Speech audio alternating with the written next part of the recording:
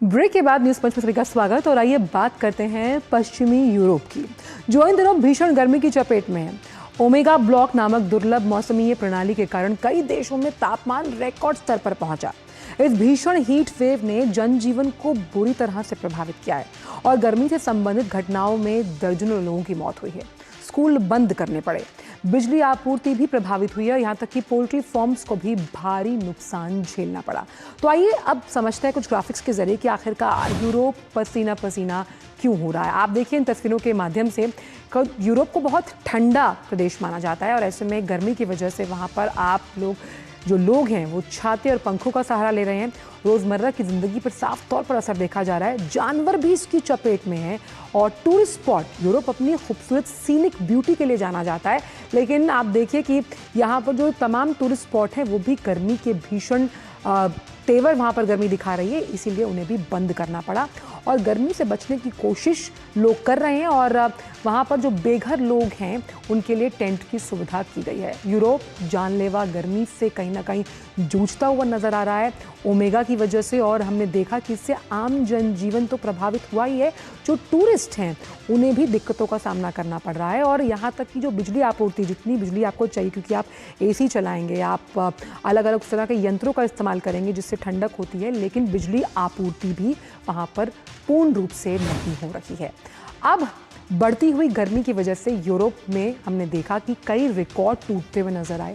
कई देशों में तापमान 40 डिग्री के पार पहुंच गया, जो कि सामान्य, यानी कि अगर इसको हम कंपेयर करें तो उससे 18% ज़्यादा है। और ये जो तापमान है, फ्रांस, अगर स्पेन की बात की जाए तो फ्रांस, स्पेन और इटली में रेड अलर्ट जारी किया गया है। अब तमाम जो परमाणु बिजली संयंत्र हैं वहाँ पर उत्पादन घटा है और इसी वजह से स्कूल और टूरिस्ट स्पॉट्स को भी बंद कर दिया गया, क्योंकि ऐसे स्पॉट्स पर 24 घंटे बिजली की सप्लाई चाहिए। वहाँ पर क्योंकि बिजली आपूर्ति ही उतनी नहीं हो पा रही, इसलिए इन स्पॉट्स को बंद कर दिया गया। और इसका असर वहाँ की जो परिवहन सेवाएं, क्योंकि वहाँ पर जो ट्रांसपोर्ट सिस्टम है वो मोस्टली इलेक्ट्रीफाइड है, इसीलिए उसे भी बंद करना पड़ा। अब ये जो पूरी हीट वेव है वो कैसे जानलेवा साबित हो रही है पूरे यूरोप और फ्रांस के लिए, आइए आपको वो भी बताते हैं। तो मुसीबत में यूरोप फ्रांस इसलिए हैं कि करीबन 50 लोगों की मौत इस हीट वेव की वजह से हुई है। ब्रिटेन में स्कूलों को बंद करना पड़ा, बिजली ठप है, और इटली के बड़े जो शहर जिन्हें हम मेट्रो सिटीज़ कहते हैं, वो 16 शहर, उनके लिए भी अलर्ट जारी किया गया। और अलर्ट इस लिहाज से कि अपनी सीनिक ब्यूटी के लिए इटली जाना जाता है, वहाँ पर लोग छुट्टियाँ मनाने आते हैं, लेकिन उन तमाम 16 शहरों में अलर्ट जारी किया गया। और हीट वेव अभी आगे और तेज़ होने की आशंका जताई जा रही है, यानी कि ये जो 50 लोगों की मौत हुई है, इसके बाद भी ये माना जा रहा है कि ये हीट वेव रुकने वाला नहीं, कोई बैक गियर नहीं लेगा, बल्कि आगे और टेम्परेचर में बढ़ोतरी हो सकती है। चलिए बात क्योंकि लगातार ओमेगा की कर रहे हैं, ओमेगा ब्लॉक, आखिरकार ये ओमेगा ब्लॉक है क्या, इसका पैटर्न क्या है, आइए इसे भी समझने की कोशिश करते हैं। तो ओमेगा का आकार दुर्लभ मौसम पैटर्न, ग्रीक अक्षर जो आप अपनी टीवी स्क्रीन पर देख रहे हैं, उस तरह के आकार का ओमेगा का जो आकार होता है, तो उसका साइन है, सिंबल है, उस तरह दिखता है। और लंबे समय तक ये एक क्षेत्र में बना रहता है, यानी कि एक लंबा टाइम पीरियड है। ये नहीं कि अगर आज है तो कल तक मौसम में बदलाव आएगा। उच्च दबाव एक ही क्षेत्र में होता है और इसी की वजह से जो गर्म हवा है वो वहाँ पर फंसी रहती है और बादल बारिश की जो संभावना है वो कम होती है। और तेज धूप की वजह से लगातार तापमान में वृद्धि दर्ज होती है, जिसकी वजह से लोगों को परेशानी का सामना करना पड़ता है। और इसी बड़ी खबर पर बात करने के लिए हमारे साथ अखिलेश इस वक्त मौजूद हैं। अखिलेश, ओमेगा ब्लॉक कहीं ना कहीं परेशानी का सबब बन रहा है पूरे फ्रांस, इटली और यूरोप के लिए।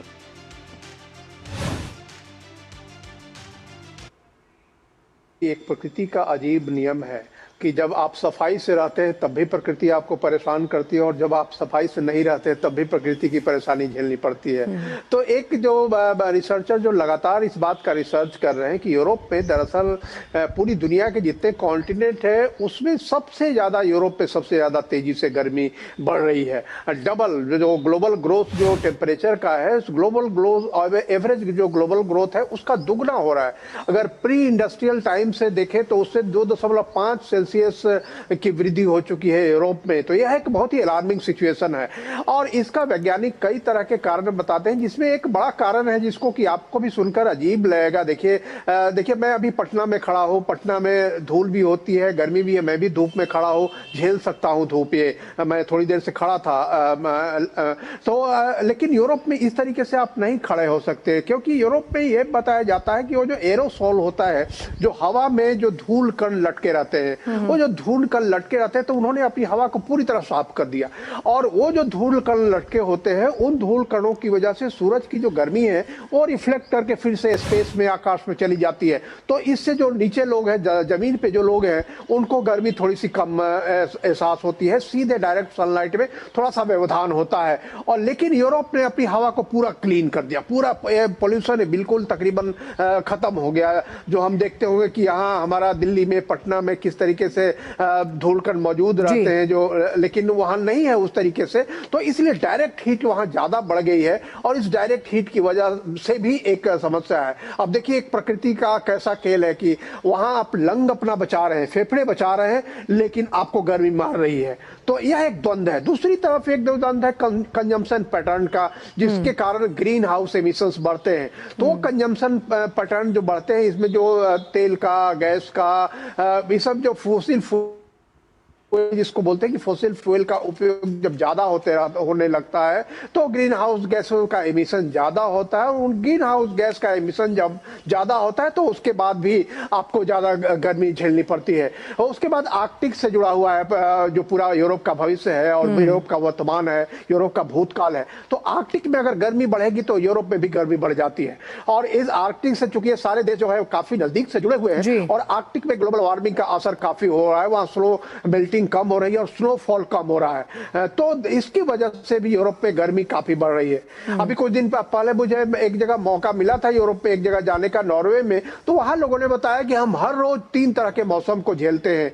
कभी बारिश अचानक हो जाती है, अनप्रेडिक्टेबल वेदर, कभी अचानक बहुत तेज धूप हो जाएगी और कभी अचानक बहुत सर्दी हो जाएगी। तो ये अनप्रेडिक्टेबिलिटी जो है वो क्लाइमेट चेंज के लिए बहुत ही खतरनाक, क्योंकि पूरा जो इकोसिस्टम है, आपने बहुत सही कहा, जो फ्लोरा एंड फौना है, यानी कि जो पूरा इकोसिस्टम है वो कहीं ना कहीं डिसबैलेंस्ड है। लेकिन ये भी खबर सामने है, लोग गर्मी से बचने के लिए अलग अलग तरीके अपनाते हैं, लेकिन बहुत से लोगों की मौत डूबने की वजह से भी हुई है। ये एक अलग ही आंकड़ा पेश करता है जो कि इस हीट वेव का उल्टा असर है। बिल्कुल, देखिए होता क्या है कि जब आप गर्मी झेलने के उस तरीके से आदी नहीं है, आमतौर पे आपका मौसम, खास करके यूरोप का मौसम काफी ठंडा रहता है और ठंडे के दिनों में वहाँ ओवरकोट और टोपी सब सारी चीजें लोग पहनते हैं, ओवर क्लोथिंग भी होती है कई बार। और अब उसके बाद जब अचानक गर्मी आती है तो उसको झेलना, शरीर की जो रेजिस्टेंस कैपेसिटी है उनके लिए मुश्किल हो जाता है। और उसके बाद लोग नदियों में कूद पड़ते हैं और नदियों में कूद पड़ते हैं तो उन्हें इस बात का ज्ञान नहीं रहता कि वो कितना कूदे हैं, कितना आगे हैं। तो यह जो एक सेंसिटिविटी और ये जो कॉमन सेंस डेवलप नहीं हुआ, क्योंकि अचानक ये जो गर्मी पड़ती है तो उसके बाद लोग नहीं झेल पाते और इसकी वजह से भी डूबने की घटनाएं जो हम लोग सुन रहे हैं कि वहां बढ़ रही है। तो ये जो है कि क्लाइमेटिक कंडीशंस में जो अचानक ये शिफ्ट होता है, जैसे हमारे यहाँ क्लाइमेटिक कंडीशंस बहुत प्रेडिक्टेबल है कि गर्मी के दिनों में गर्मी रहेगी, जाड़ा के दिनों में जाड़ा रहेगा, बरसात के दिनों में बारिश होगी, उसमें कमी ज्यादा होती है। लेकिन यूरोप में ये जो प्रेडिक्टेबिलिटी है वो खत्म हो गई है और यूरोप में एसी रखने का रिवाज उस तरीके से नहीं बना है। तो अखिलेश, ऐसे में क्योंकि अनप्रेडिक्टेबल मौसम है, अगर हम पूरे पश्चिमी यूरोप की बात करें तो इसे जो वहाँ के रहने वाले लोग हैं उनके लिए रिजिलियंट बनाने के लिए, क्योंकि आपकी बॉडीज अगर उसकी तरह से एकोमोडेटिव या अडेप्टिव नहीं भी हैं, तो कैसे उस सिस्टम को रिजिलियंट बनाया जा सकता है लोगों के लिए? क्योंकि वहाँ पर खबरें आ रही हैं कि बिजली आपूर्ति पूरी नहीं हो रही, पोल्ट्री फार्म्स को नुकसान हो रहा है। ऐसे में सरकार क्या कदम उठा रही है? देखिए, बिजली आपूर्ति के नहीं होने का तो कई कारण है, जिसमें कि एक बड़ा कारण है कि अचानक जब गर्मी बढ़ेगी तो एसी का उपयोग ज्यादा हो जाएगा। एसी का उपयोग अगर ज्यादा होगा तो वो भी फिर एक हीटिंग क्रिएट करता है, तो वो भी वहां अगर वार्मिंग और ज्यादा है तो और भी ज्यादा वार्मिंग होगी। लेकिन निश्चित तौर पे एक जो कंपोजिट एक लाइफस्टाइल वहां बनाने की जरूरत होगी, जिसमें कि एक वो ये मान के चलते हैं कि गर्मी में गर्मी नहीं पड़ेगी, जबकि ये मान के चलना पड़ेगा उनको भी कि गर्मी में गर्मी पड़ेगी।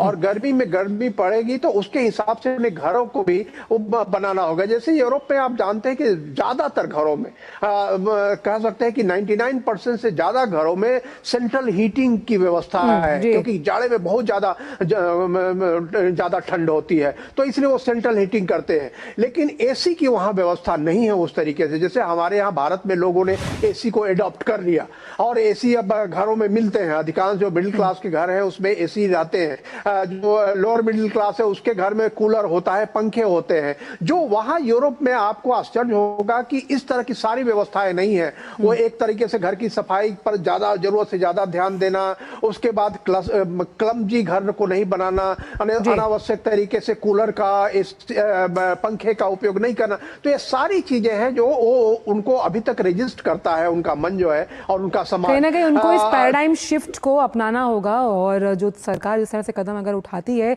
इसे और रिजिलियंट बनाने के लिए, ताकि लोग इसमें अपने आप को कहीं ना कहीं एडजस्ट कर पाएं। बहुत बहुत शुक्रिया आपका अखिलेश, इन तमाम जानकारी को हमसे साझा करने के लिए।